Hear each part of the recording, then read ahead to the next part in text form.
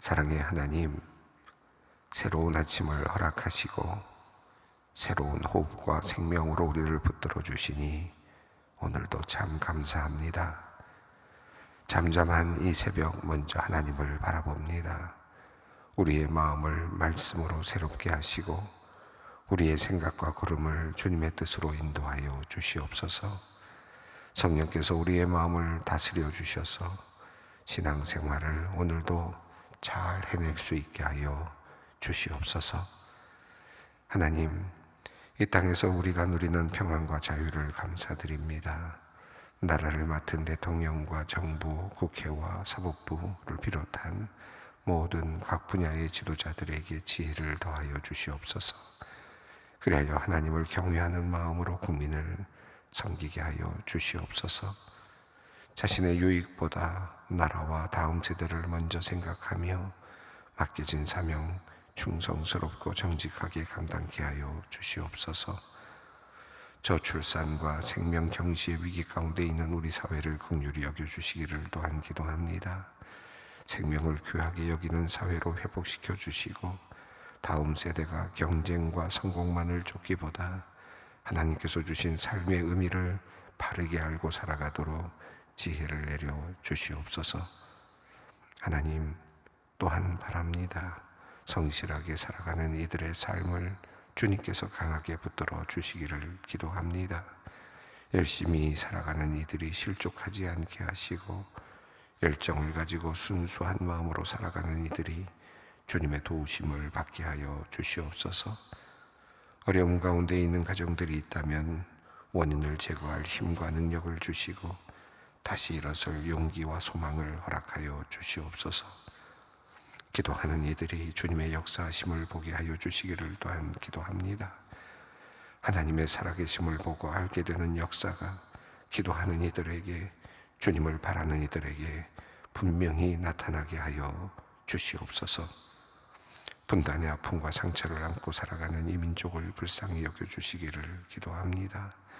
이 땅에 전쟁의 위협이 사라지게 하시고 주님의 참된 평화를 허락하여 주시옵소서.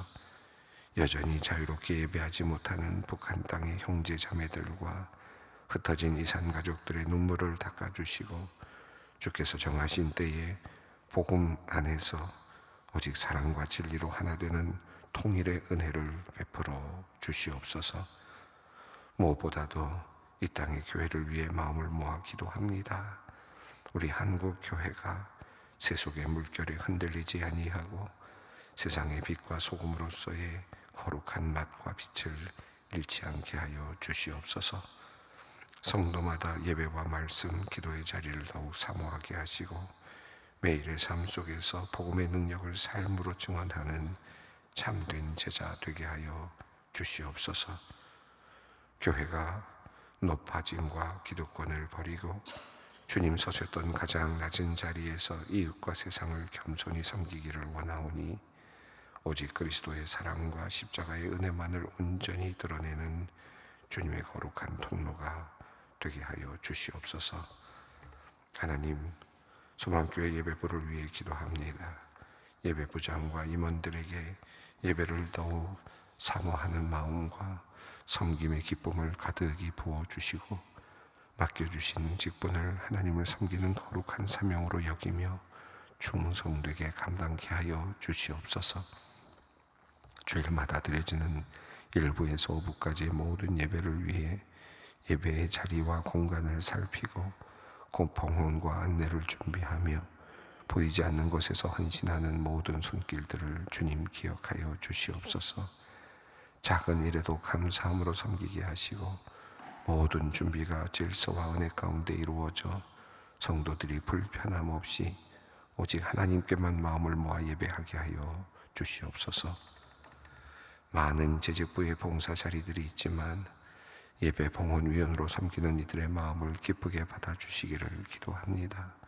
성도들의 감사와 믿음이 담긴 예물을 주님 앞에 올려드리는 귀한 직분을 기쁨으로 감당케 하시고 이들이 봉사의 자리만 머물지 않고 예배의 은혜를 가장 가까이서 누리는 예배자들, 참된 예배자들이 되게 하여 주시옵소서.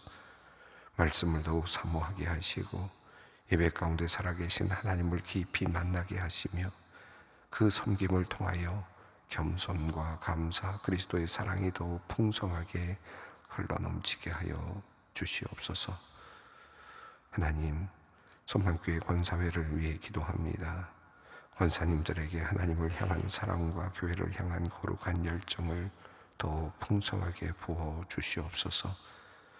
정해진 때에 솔선하여 예배를 섬기는 그 발걸음을 축복하여 주시고 성도들을 맞이하는 따뜻한 손길과 미소를 통해 주님의 온유하심과 환대가 온전히 전달되게 하여 주시옵소서. 또한 밤낮으로 이어지는 권사회의 연속 기도를 기억하여 주시기를 기도합니다. 눈에 보이지 않게 쌓아 올리는 기도의 향이 온 교회를 덮게 하여 주시옵소서. 권사님들의 무릎에서 흘러나오는 눈물의 기도를 통하여 소망교회가 말씀 위에 굳게 서며 가정과 다음 세대 그리고 이 민족을 향한 하나님의 선하신 뜻이 온전히 이루어지게 하여 주시옵소서. 슬픔을 당한 이웃을 찾아가는 조의 사역 가운데 함께하여 주셔서 상한 마음을 싸매는 주님의 위로와 부활의 소망을 전하는 복된 통로가 되게 하여 주시고 오가는 모든 길 위에 안전과 건강을 지켜 주시옵소서. 또한 결혼 예배를 섬기는 정성 어린 손길을 통해 새로운 가정을 이루는 자녀들이 교회의 사랑과 축복을 깊이 누리게 하여 주시옵소서. 찬양 사역으로 돕는 또 권사님들도 있습니다. 하나님의 은혜가 넘치는 예배의 자리, 찬양의 자리가 또한 되게 하여 주시옵소서.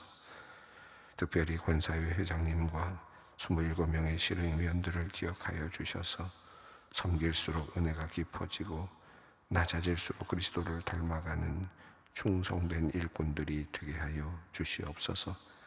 가정과 자녀들에게도 동일한 복을 더하여 주셔서 맡겨진 사명 끝까지 기쁨으로 감당케 하여 주시옵소서. 이제 주님께서 허락하신 이사야서의 말씀 앞으로 오늘도 나아갑니다. 성령님께서 우리의 귀를 열어 말씀을 듣게 하시고 깨닫게 하시며 삶 가운데서 기쁨으로 순종케 하여 주시옵소서. 예수 그리스도의 이름으로 기도 올리옵나이다. 아멘. 오늘의 말씀입니다. 이사야서 38장 9절로 22절까지 말씀입니다. 이사야서 38장 9절로 22절까지 말씀을 함께 봉독하겠습니다. 유다 왕 히스기야가 병들었다가 그의 병이 나은 때에 기록한 글이 이러하니라. 내가 말하기를 나의 중년에 수월의 문에 들어가고 나의 여성을 빼앗기게 되리라 하였도다. 내가 또 말하기를 내가 다시는 여호와를 배웁지 못하리니 산자의 땅에서 다시는 여호와를 뵙지 못하겠고 내가 세상의 거민 중에서 한 사람도 다시는 보지 못하리라 하였도다. 나의 거처는 목자의 장막을 거둠같이 나를 떠나 옮겨졌고 직공이 배를 걷어 마름같이 내가 내 생명을 말았도다. 주께서 나를 틀에서 끊으시리니 조속간에 나를 끝내시리라. 내가 지금까지 견디어 싸우나 주께서 나의 모든 뼈를 꺾으시오니 조속간에 나를 끝내시리라. 나는 제비같이 핫같이 지적이며 비둘기같이 슬피 울며 내 눈이 쇠하도록 앙망하나이다. 여호와여, 내가 압제를 받사오니 나의 중보가 되옵소서. 주께서 내게 말씀하시고 또 친히 이루셨사오니 내가 무슨 말씀을 하오리이까. 내 영혼의 고통으로 말미암아 내가 종신토록 방황하리이다. 주여, 사람이 사는 것이 이에이고 내 심령의 생명도 온전히 거기에 있사오니 원하건대 나를 치료하시며 나를 살려 주옵소서. 호옵소서. 내게 큰 고통을 더하신 것은 내게 평안을 주려 하심이라. 주께서 내 영혼을 사랑하사 멸망의 구덩이에서 건지셨고 내 모든 죄를 주의 등 뒤에 던지셨나이다. 수월이 주께 감사하지 못하며 사망이 주를 찬양하지 못하며 구덩이에 들어간 자가 주의 신실을 바라지 못하되 오직 산자 곧 산자는 오늘 내가 하는 것과 같이 주께 감사하며 주의 신실하신 아버지가 그의 자녀에게 알게 하시리이다. 여호와께서 나를 구원하시리니 우리가 종신토록 여호와의 전에서 수금으로 나의 노래를 노래하리로다. 이사야가 이르기를 한 뭉치 무화과를 가져다가 총소에 붙이고 왕이 나으리라 하였고, 히스기야에도 말하기를 내가 여호와의 전에 올라갈 징조가 무엇이냐 하였더라. 아멘.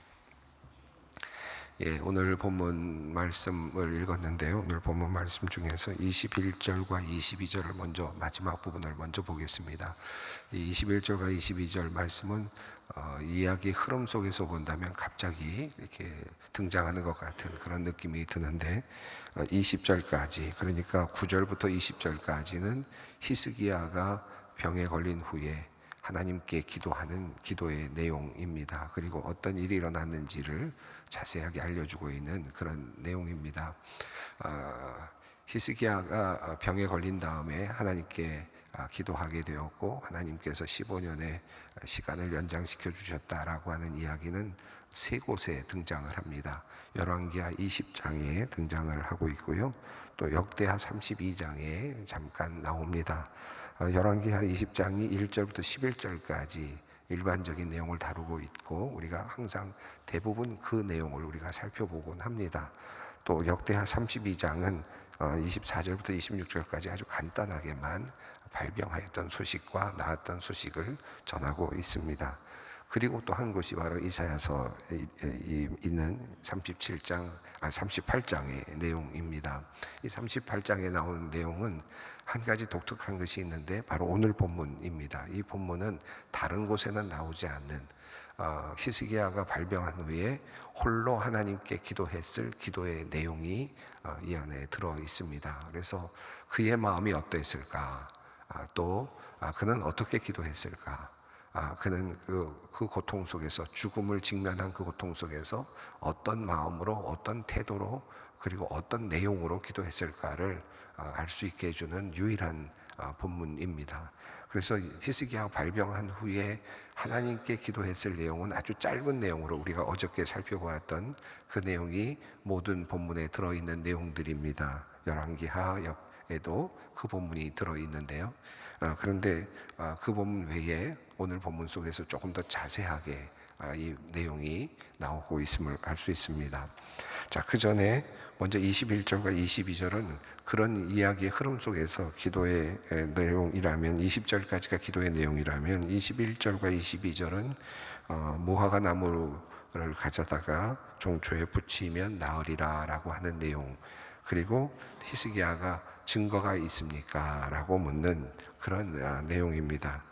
이 내용은 앞선 어제 본문이죠, 38장 1절부터 8절까지 내용 중에서 만약에 제가 편집자라면 6절까지 이후에 21절과 22절이 들어가고, 그리고 7절과 8절이 이어지면 가장 적절할 것 같습니다. 그렇게 이해하면 좋을 것 같은데, 왜 이게 뒤로 떨어져 나왔는지에 대해서는 정확하게 알기는 어렵습니다. 무슨 의도가 있는 것 같은데, 그런데 그 의도를 저도 잘 모르겠어요, 사실은. 그런데 5절부터 6절까지 이후에 이제 하나님께서 이 성을 앗수르의 왕의 손에서 건져내겠고 너에게 15년의 시간을 줄 것이다 라고 말씀하시고, 그리고 이사야가 바로 무화과 나무를 가져다가 종초에 붙여주는 내용, 그리고 나서 내가 그렇게 된다는 것이 어떤 증거가 있습니까? 라고 물었을 때, 그 다음에 아하스의 해시계가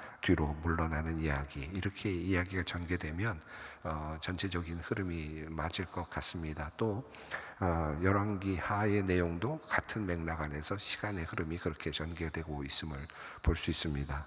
아마도 이 뒤에 이렇게 이 내용이 뒤로 떨어져 나와 있는 이유는 아마도 앞에 있는 이 기도문이 그 사이에 있다라는 사실을 좀 알려주려고 하는 의도가 있지 않을까라고 추측을 해볼 수는 있을 것 같습니다.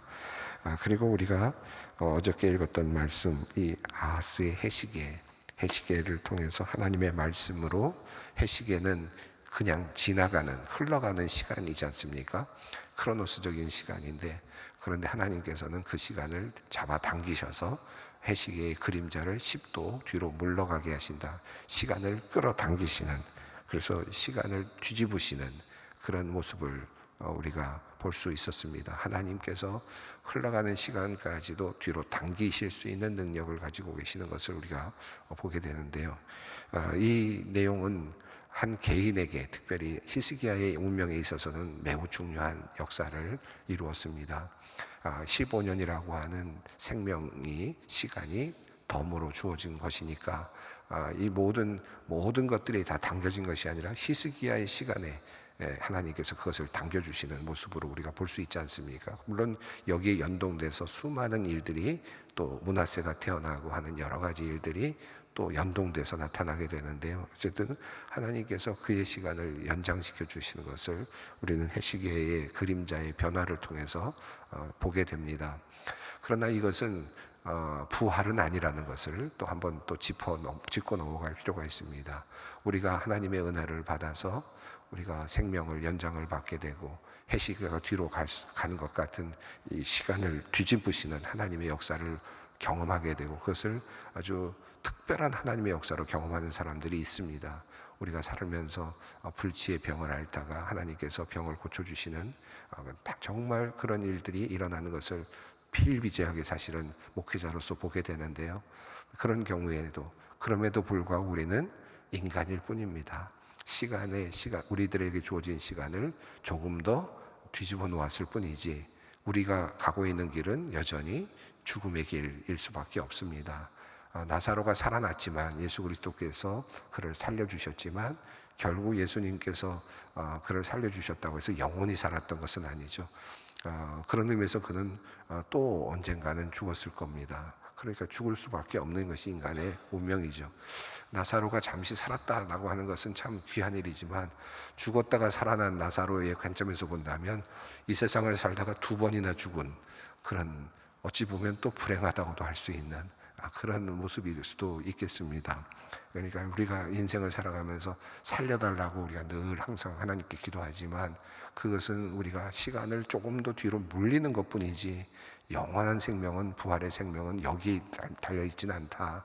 이 세상에서 영원히 사는 것은 우리에게 주어져 있지 않고 우리는 그것을 또 기다릴 수도 없는 것입니다. 우리는 영원한 생명에 잇대어 살아서 죽음을 통해서 우리는 영원한 생명에 나아갈 길이 열려 있는 것입니다. 그것이 부활신앙이다 라는 것도 우리가 함께 기억할 필요가 있겠습니다. 자, 오늘 본문으로 넘어가겠습니다. 오늘 본문 9절부터의 내용은 그러니까 히스기야가 병이 들었을 때 어떤 기도를 드렸을까라는 이제 그런 관점에서 보면 좋겠는데요. 우리가 만약에 불치의 병을 얻게 되었다, 또 시한부 인생에 대한 판정을 얻게 되었다라고 했을 때 우리는 어떻게 기도할까요? 그런 사람들은 어떻게 기도했을까요? 간절하게 하나님께 어떤 모습으로 기도했을까? 오늘 본문이 바로 그 모든 사람들을 대표하는 기도문이라고 할 수 있겠습니다. 그런 일을 겪을 때 당신은 이제 더 이상 살지 못할 겁니다 라고 하는 판정을 받았을 때 그런 독실한 그리스도인들은 어떤 기도를 드렸을까요?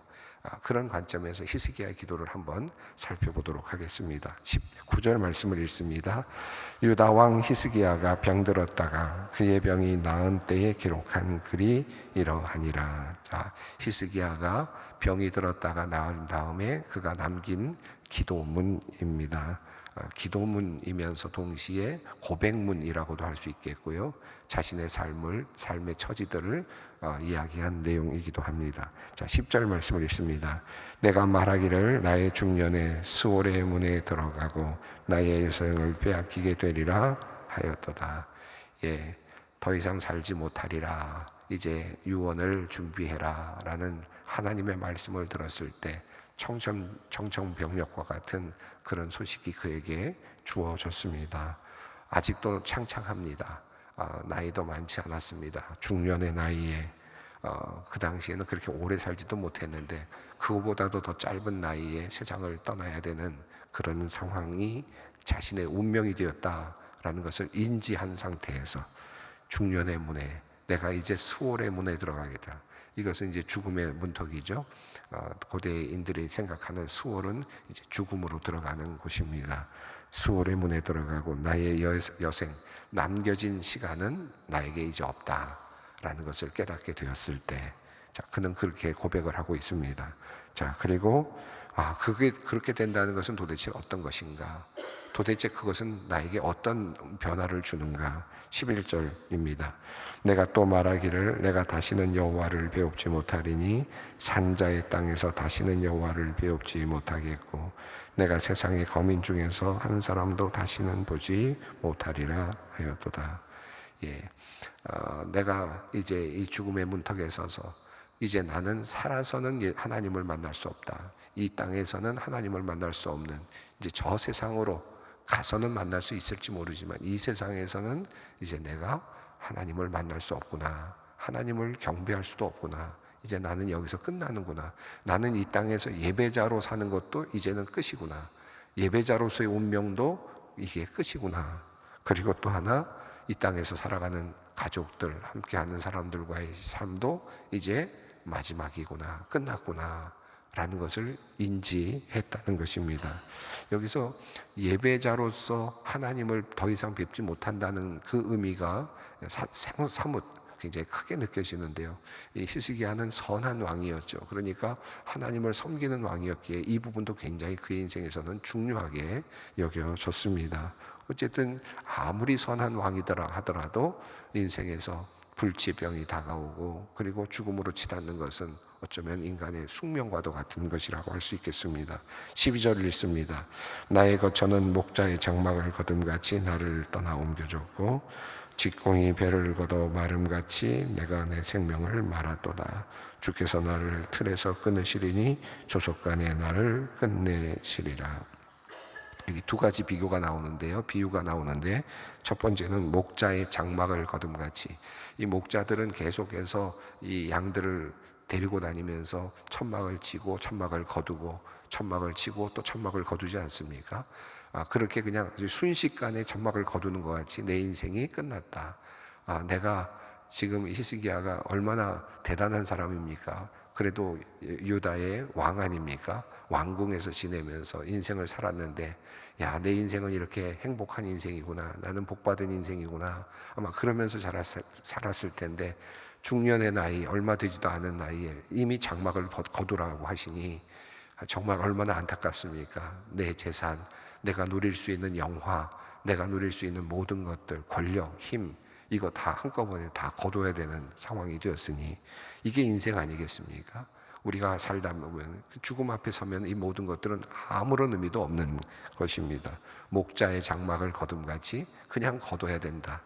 여기 한 가지 또 다른 두 번째 비유가 나오는데, 직공이 배를 걷어서 마름같이, 직공이 조각을 이렇게 직공이 이렇게 만들어서 직물을 만들어서 둘둘둘둘 말고 그리고 마지막에 한 부분을 딱 끊어내버리는, 잘라내버리는 그런 것입니다. 자, 그런 이 비유를 통해서 하나님께서 나를 이제 뚝 잘라버리면 그냥 나는 그냥 버려진 조각이 되고 마는구나.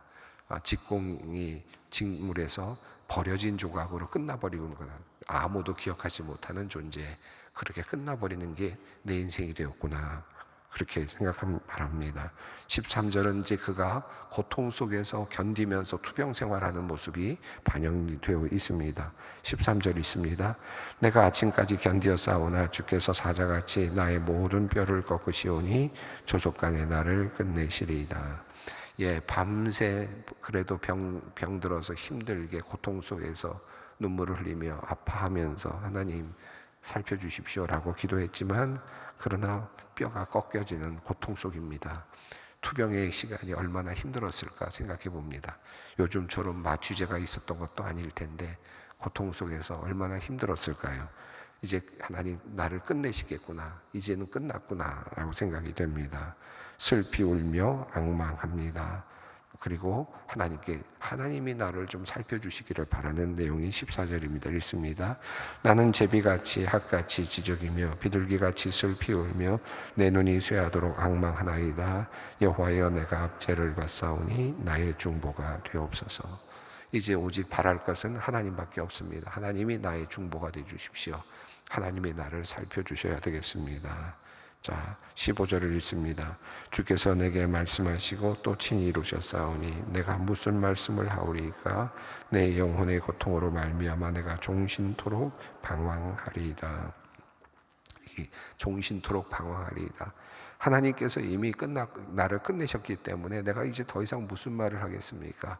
나는 지금 내 인생의 남은 인생의 모든 시간 동안 나는 이제 종신토록 방황할 수밖에 없습니다. 나의 여생은 완전히 빼앗기게 되었고 나는 종신토록 방황할 수밖에 없습니다. 이것이 이제 그가 생각하는 나의 마지막 남은 인생의 시간들입니다.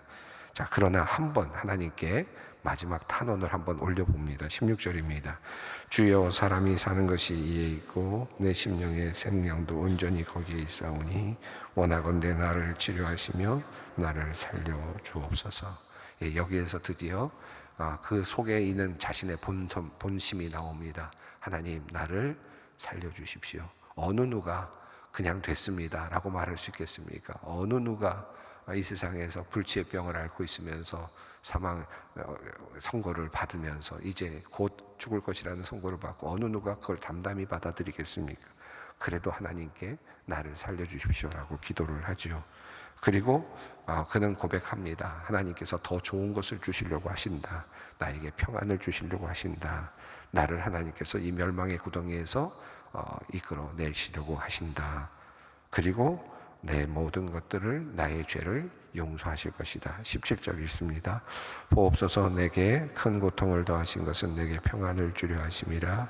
주께서 내 영혼을 사랑하사 멸망의 구덩이에 건지셨고 내 모든 죄를 주의 등 뒤에 던지셨나이다.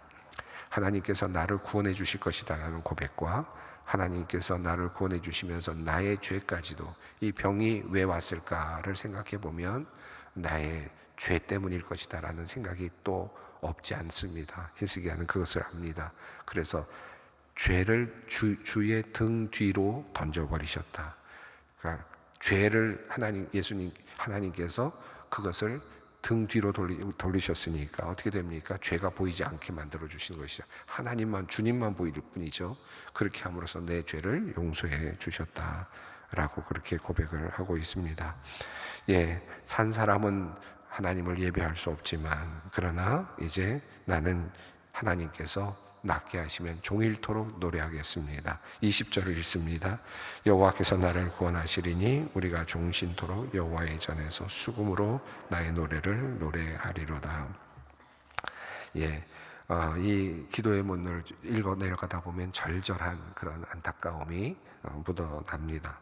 오늘 본문을 읽으면서 한 가지, 내가 종신토록이라는 표현이 15절에 한번 나오고 그리고 20절에 한번 나오는데 완전히 비교된 그런 내용입니다.